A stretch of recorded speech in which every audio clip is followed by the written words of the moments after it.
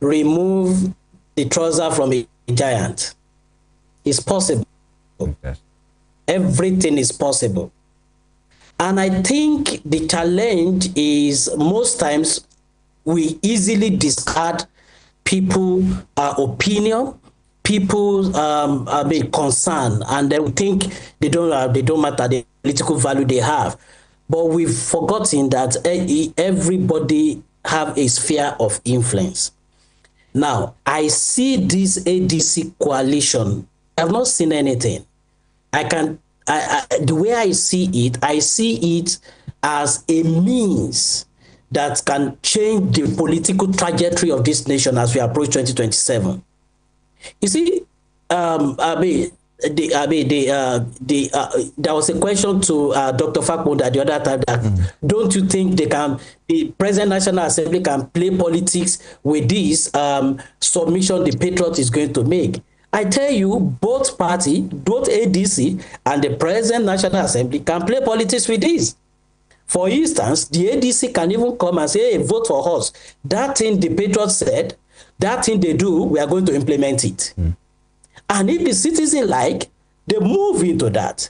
And then the President Assembly can say, no, we have unfinished business. Oh, we didn't have much time to look into what the Patriots sent. So vote for us, we will come back to do it. So, see, the truth of the matter is we are likely to see more defection as we go into this. And this was how it started in 2014. And then eventually you have APC. Eventually you saw the incumbent losing. History do repeat itself. And there is a need for us to be very careful. And I'm talking about APC. They need to put their house in order. They need to really do whatever they need. It's necessary for them if they really want to get the vote of the people. But having said that, I see 2027 election as an election that is going to be based on issue, not sentiment. It's going to be based on economic issue. It's going to be based on how do governments save money. It's going to be based on production, inflation, real issue, security. And I see, that Nigeria will have to now decide with this present government to say, look, all this scorecard, have they done well? Then at the same time, there are people who are also saying the people in this coalition are the same of the same. So what exactly are they going to offer differently?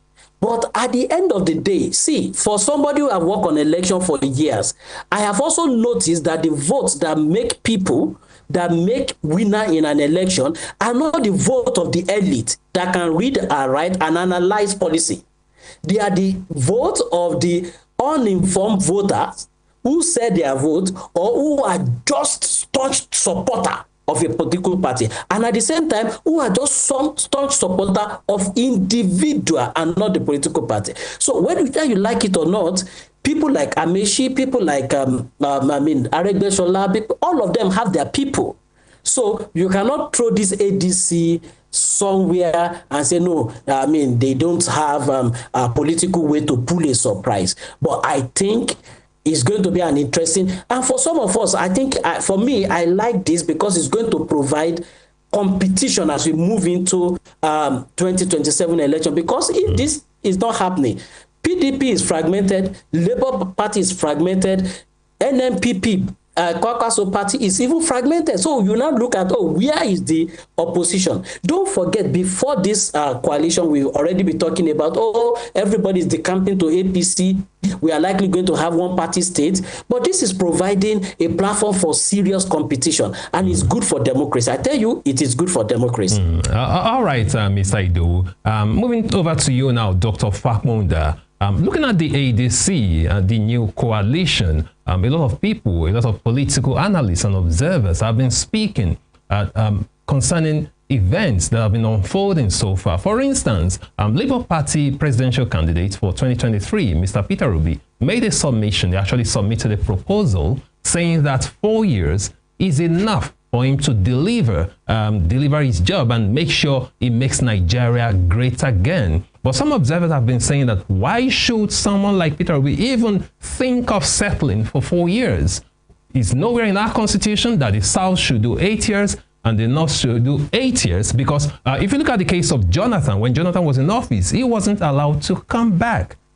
Okay, the South didn't do 8 years straight before Buhari came in 2015 to take over. So if that could happen, why should someone be willing to settle for 4 years simply because he believes that the South should do only 4 years and the North should do only 8 years rather, then he should go back to the North? That is one thing. But Dr. Fakmonda, don't you think there is a critical point we are not considering as a nation at this time, and that is the interest of the United States? Yes, the interest of the United States. Recently, I saw former President Goodluck Ebele Jonathan granted an interview, showcasing, revealing everything that happened towards the build-up of that election and how he considered, how he called Buhari and all that. The United States of America played a critical role in ensuring, and I repeat, ensuring that Jonathan was not re-elected. That was their interest. Okay, the Secretary of State was coming to Nigeria, having meetings. These were accounts revealed by President Goodluck Jonathan himself. How the United States made sure he did not come back to office. Now we are talking about, we are doing all our permutations and calculations, but so far, Dr. Fakmonda, we are not considering the interest of the US in all this. Don't you think we are leaving out a critical factor in this conversation?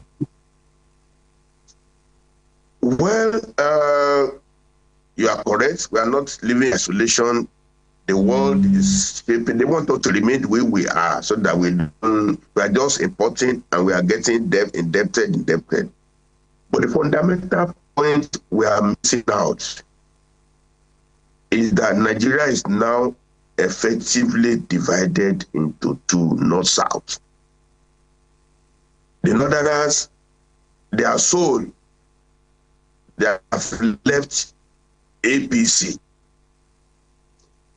They are regrouping, and they believe they own Nigeria. That's a fact. And this summit that we just finished, the two northeast, northwest, were not effectively represented. The summit in Abuja, it's a fact that it is the 4 zones out of the 6 that were effectively represented in the summit. It's a fact, I was out. So, not want to always use one joker against the South. And they have been doing it for a long time. And they just want to retain power. And I thought by bringing Muslim tickets, that Nigeria was in their pocket. But for some reason, President Tinubu gave himself away that he might change Shettima as vice president. So, and let's look, that's the real question that is forming now in Nigeria. So the 2 zones in the north, they are regrouping, but they always get supporters from the south. In the 70s, we had Akinloye, Akinjide, to some extent, Abiola, MPN, they support the north against Nigeria. Even now, too, we have Obi and we have Amechi southern elements. But the core movement is the 2 zones in the north, headed by the Fulanis. So that's a force. Now, Tinubu is also not going to be a pushover. Tinubu is also arranging his own constellation of forces.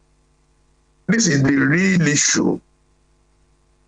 The West might back the Northern group, as they always do all the time.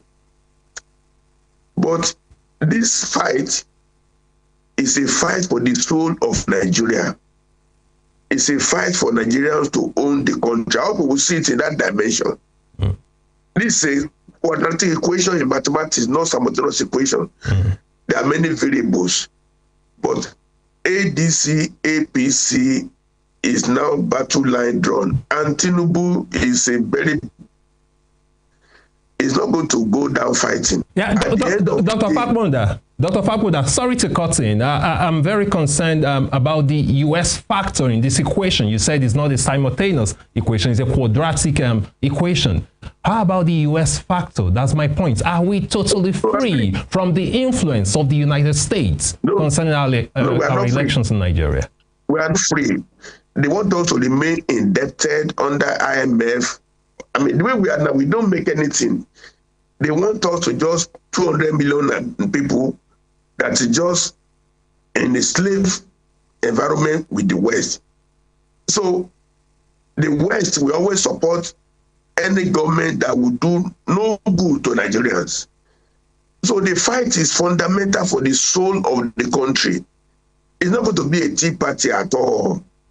Whether we rise to it and say no, two things. Nigeria has to overcome the machinations of the West. When we do that, to say we are actually an independent country and we must live within our means. See, the refineries that we have now, they make sure it didn't work. All the big come overseas, they don't want us to make, even with time, they will start fighting Dangote on this refinery. Anyway, those are details. But your point is correct. Nobody is alone in the world. See, Nigeria doing BRICS. America is already reacting. Any effort for us to be a country of our own will be resisted by the West. And I'm saying any effort to modernize Nigeria too will be resisted by the North. So we have war on two fronts to fight. And I've already identified the battlefronts now, that the first zones in southern middle belt, they form a group. The extreme north, they will quickly invite the white people to come and give them support. We don't need to lay these points bare for people to know that it's a very difficult fight we are going to fight. If we win, we win. If we lose, continue losing.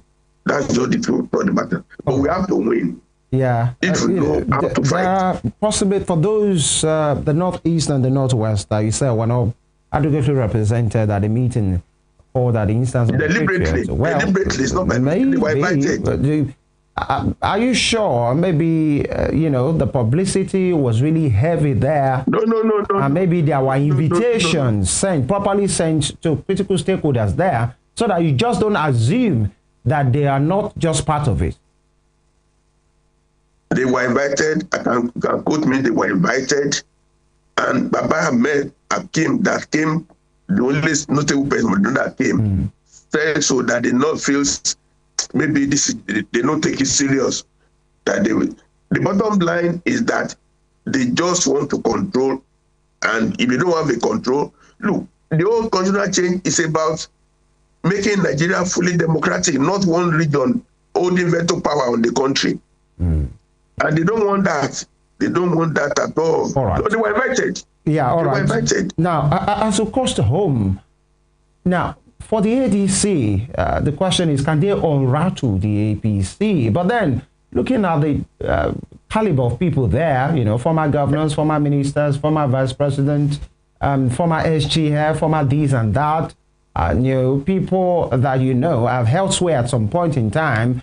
Many questions. 3. Number 1 for me is, do they have the will of the people to go about what they are doing? Because there are some Nigerians that see them as disgruntled elements, people who are not currently being housed by different parties, especially those from the APC. As recent as 2023, Nasir El-Rufai was nominated to be a minister before everything changed, and now he's singing another song. Are they really speaking for Nigerians? But then the second question, or the third one is, or component of this, my question is, there are many Nigerians that feel, the content doesn't matter right now. Let's just talk about the content, discard the messenger. These people are seeing that things are not working, and maybe you and I might not have that voice. These are the people that have the voice. Ignore whatever they have done before. Let there just be a change come 2027. Where do you belong? Actually, as I said, the undercurrents of North-South issue is paramount. The North wants to take over Nigeria. They believe they give it to the South once in a while. But in the ADC, we have a big personality like P2B, a big personality like Rotimi Amici, Raul Fragbeshola. No. Are you discarding them? I said so. Maybe you didn't hear me. I said so earlier on. Yeah. All through history, they always find Southerners a little bit. In MP in those days, there was Akinloye, there was Akinjide, there were Joseph Wires, Southerners who support MPN. The same thing now. We always get some Southerners who have been allowed to take a lot of money. You know, Amici has a lot of money. They said his wife was collecting 4 billion every month. It's not been denied. So they have Southerners who are going to be their agents. They will incorporate them to appear as if it's National Party of Nigeria. But it is actually controlled by the extreme North. Now Tinubu is there on his own coalition too. Do you know that Akwa Ibom, Cross River, Delta, Rivers, they are also now in APC. They have become APC. So effectively we have forces in the South, forces in the North. Of course, Tinubu also has some supporters from the North too. Overall, is that it will be an epic battle.